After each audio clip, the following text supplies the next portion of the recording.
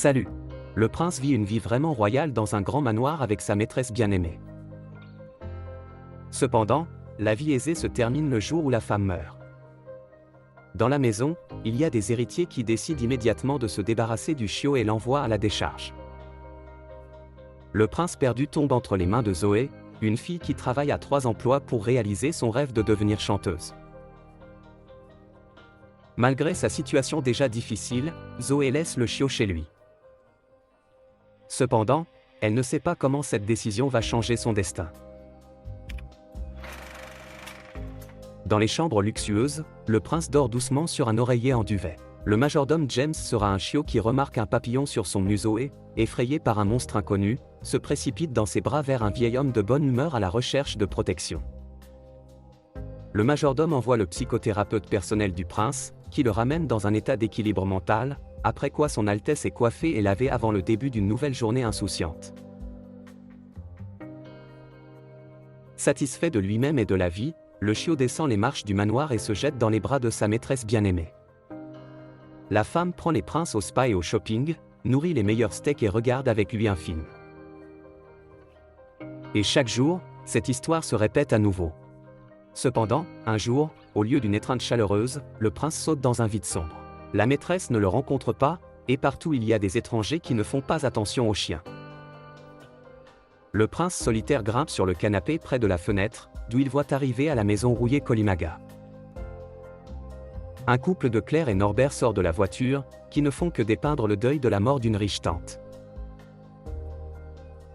Le majordome laisse entrer les invités, et les héritiers se précipitent immédiatement pour inspecter la propriété et calculer quelle énorme fortune va dans leur propriété. En inspectant la maison, le couple avide tombe sur le prince, qui se précipite vers eux avec un câlin de bienvenue. Cependant, les héritiers ne sont pas heureux d'une telle réunion, et l'entretien du chiot peut faire un montant rond. Par conséquent, Norbert jette le chien derrière la porte, puis sa boîte de jouets. Le prince saute après elle et est enfermé, après quoi le camion est envoyé à la décharge. Le notaire invite les héritiers à écouter le testament de sa tante, qui a vraiment décidé de leur laisser sa fortune. Mais il s'avère qu'il y a une condition spéciale pour un couple prématurément jubilatoire. Ils doivent prendre soin de l'ami fidèle de leur tante, sinon ils perdront leurs droits sur la fortune. Votre tante a indiqué les conditions nécessaires. Pour commencer, vous devez devenir ami avec le prince. Après leur avoir donné jusqu'à lundi le temps de répondre à la demande, l'avocat est retiré. Les sournois décident de retrouver et de retourner leur chiot détesté, et après avoir signé les papiers pour l'envoyer à l'abri. Le camion se précipite dans la nuit. À l'intérieur, un prince sale de la tête aux pieds rebondit sur les bosses avec d'autres débris qui se sont avérés être des effets personnels de sa maîtresse bien-aimée. Pleurnichait plaintivement, le chiot est mis à dormir sur leur portrait commun. Sous les roues de la machine apparaît Écureuil. Le conducteur essaie de faire le tour et la camionnette entre dans le virage, ce qui explique pourquoi à travers les portes arrière avec d'autres contenus s'envole et le prince. Au petit matin, l'écureuil remarque les pattes et la queue du chien endormi qui dépassent dans le creux. Les rongeurs tirent l'intrus vers l'extérieur et alors qu'ils tentent de se justifier pour l'invasion, de la cachette d'écureuil un par un, les noix tombent, dont le flux se transforme rapidement en une véritable avalanche. Les rongeurs en colère, qui ont l'intention de se venger du voleur de leur fourniture, entourent le prince. Leur chef lui arrache le précieux collier et, l'utilisant comme une ceinture, avec un rire sauvage avec ses parents se cache dans la forêt. Le prince erre dans les bois seul et considère tout ce qui se passe juste un mauvais rêve. Soudain, il entend des signaux de voiture. Le chiot va à la source du son et se rend dans une ville remplie de nouvelles odeurs inconnues qui captivent et font oublier le danger. Le prince envoûté arrive à un camion avec des saucisses, qui est immédiatement accepté avidement engloutir, quand il se rend compte soudainement qu'il a tiré profit de la proie de quelqu'un d'autre. La redoutable Rosie le fait récupérer, avaler et tente de chasser le prince avec un grognement maléfique. Cela attire l'attention d'un boucher qui trouve des chiens qui mangent sa marchandise. Dans une tentative d'évasion, Rosie et le prince font irruption dans le restaurant où se déroule le banquet. Ils organisent un pogrom sous les yeux d'un chef en colère, puis s'envolent par la porte d'entrée sur la chaussée et se retrouvent directement devant les roues d'un cyclomoteur, courrier de la pizzeria. Rosie en colère accuse le prince de l'avoir privé de son dîner quand soudain une boîte de pizza parfumée tombe devant elle. Elle n'hésite pas à l'attraper et se cache dans la porte la plus proche. Le prince la suit à la hâte. Dans leur voiture rouillée, Claire et Norbert arrivent au bureau du célèbre détective Thurman Sanchez. Au signal de la sonnette, Sanchez saute d'un arbre comme un singe et accueille ses invités. Le couple promet au détective une récompense fabuleuse pour la capture du prince d'ici lundi et il se précipite sans délai à la recherche de la cible indiquée. Zoé Bell, qui travaille comme coursier, tente d'expliquer à son patron la raison de la disparition de la pizza. Un homme au visage de pierre écoute l'histoire de deux chiens de rue qui ont traîné une boîte et promet de déduire le coût de la pizza manquante du salaire de la jeune fille. De retour à l'appartement, Zoé appelle à un concours d'auteurs, compositeur-interprète pour laisser une demande de participation. La jeune fille rêve de devenir chanteuse et à travers toutes les difficultés de la vie progresse vers le rêve. Elle est invitée au casting lundi, pour une performance sur laquelle elle n'a même pas encore écrit de chanson. Prince poursuit Rosie, qui n'aime évidemment pas ça. Il demande une nuit chez elle et découvre à sa grande surprise que Rosie vit dans les bois. Vous êtes sans abri? Ne t'insulte pas. Après une nuit froide sur terre nue, Rose tente de se cacher du chiot harcelant pendant qu'il dort. Cependant, le prince se réveille et lui bloque la route. Le chien, qui a besoin de trouver de la nourriture pour survivre un autre jour, essaie toujours de se débarrasser du chiot, qui a besoin de jouer. Soudain, le prince remarque une aire de jeu pour chiens, où il va dans l'espoir que les chiens locaux connaissent le chemin de sa maison. Sur le site, le prince rencontre les habitants locaux, qui le prennent pour un chien errant en raison de l'absence d'un collier et l'envoient sur la chaussée afin qu'il puisse demander à quelqu'un chez lui et ne pas entrer dans le refuge. Par la volonté du destin, le cyclomoteur de Zoé Bell s'arrête juste devant son nez. Après avoir appris le voleur de pizza, Zoé décide de l'emmener chez elle pendant un certain temps, jusqu'à ce qu'il y ait un propriétaire. La jeune fille apporte secrètement le chiot dans son appartement loué, où elle ne peut pas garder les animaux, et le propriétaire lui rappelle le paiement urgent de la dette. Zoé traite le nouveau locataire avec une pizza et s'amuse avec le prince, lui chantant des variantes d'une chanson possible pour se produire au concours.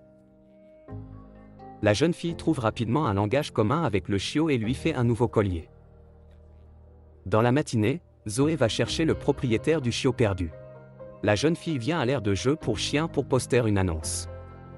Le prince va à ses camarades déjà familiers, mais ceux-ci rejettent à nouveau le chiot, qui a passé toute sa vie dans le luxe. Immédiatement, les écureuils se précipitent sur le pauvre homme, qui n'arrête pas de chasser le voleur du creux. Ils entourent à nouveau leur victime, mais ses nouveaux camarades entrent soudainement en contact avec le prince. En fait, on ne t'a pas vraiment aimé au début, mais on n'est pas offensé. La meute se précipite résolument dans la bataille contre les rongeurs, avec l'intention de retirer le collier de l'écureuil insolent du prince. Sur le site de la bataille apparaît soudainement Thurman, qui a traqué sa cible. Après avoir arraché le butin du club de poussière, il se cache précipitamment de la vue. Cependant, le prince est sur place et le détective reçoit le chef du détachement d'écureuils, avec lequel il colporte, donnant en récompense une camionnette entière de noix. De retour à la maison, Zoé quitte le prince et se rend au travail, mais la jeune fille de la cachette est surveillée par Sanchez, qui a déjà envoyé des rongeurs dans son appartement. Les écureuils pénètrent à l'intérieur à travers le puits de ventilation et organisent un massacre monstrueux dans l'appartement, après quoi ils enferment le prince dans un lit de levage et se cachent. Dans la soirée, la jeune fille découvre avec horreur les conséquences d'un raid d'écureuils. Même sa guitare est cassée, sans laquelle elle ne deviendra certainement pas une chanteuse célèbre. Après avoir découvert le chiot, Zoé le gronde, le considérant coupable de la défaite. Immédiatement sur le seuil, il y a un propriétaire en colère, qui décide d'appeler le service pour attraper les chiens, et le locataire oblige à déménager le lendemain. Le prince se retrouve à l'abri et y rencontre Rosie. Il s'avère qu'elle n'a pas toujours erré dans les rues. Rosie raconte qu'elle vivait dans une famille où elle était aimée. Un jour, lors d'un pique-nique en famille, elle se précipita pour sauver le garçon sous les roues du camion, mais ses parents ne voyaient que Rosie le traînant par le haut et décidèrent qu'elle l'attaquait. Depuis lors, Rosie ne fait confiance à personne et reste seule. Elle met également en garde le prince. S'il fait confiance à Zoé, la même chose peut lui arriver, car il est déjà dans le refuge. Rosie croit que le seul moyen pour lui est maintenant de devenir un vrai chien et d'apprendre une vie de rue pleine d'aventures. Mais le chiot croit toujours au contraire. Un vrai chien est un ami fidèle de son maître. Zoé reçoit le message que l'audition aura lieu dans 1 heure. La jeune fille avec nostalgie regarde ensemble et avec le prince de la photo et va à la force de faire le choix le plus difficile dans sa vie. Après avoir saisi les clés du cyclomoteur, elle part à la recherche du prince, laissant tomber le dépliant du concours d'artistes. Dans le refuge, Sanchez apparaît, qui, en prévision d'une récompense imminente, prend le prince résistant. Après seulement quelques minutes d'échauffement, Zoé apparaît dans l'abri.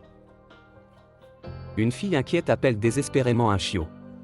En voyant cette photo, Rosie se rend compte que Zoé chérit vraiment le prince et ne le trahira jamais comme ses maîtres l'ont fait.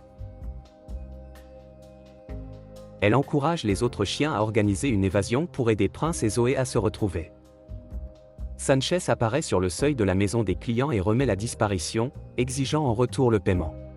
Au lieu de cela, Claire claque la porte devant le nez du détective, mais il sonne avec insistance encore et encore avec le nez de la porte.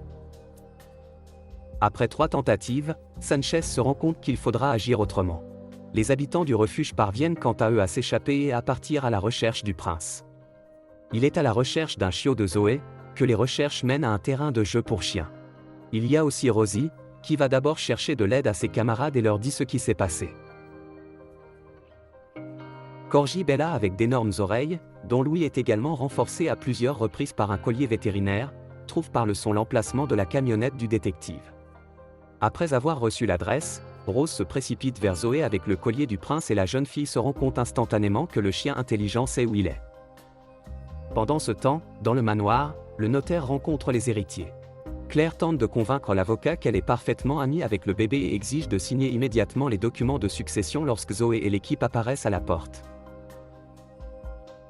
Le majordome laisse entrer un invité affirmant qu'elle cherche son chien. La jeune fille entre dans la maison une seconde avant que Claire puisse signer les papiers.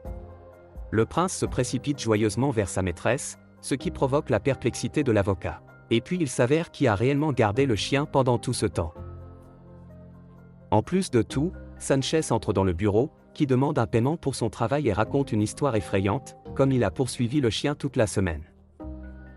En entendant cela, l'avocat prive Claire de la possibilité d'obtenir un héritage. Dans le bureau apparaissent également des écureuils et des chiens errants, et commence une terrible agitation, dont les sons sont transmis à la Rose qui reste sur le porche. Elle parvient à pénétrer à l'intérieur et à arracher son ami des griffes de l'écureuil fou au dernier moment.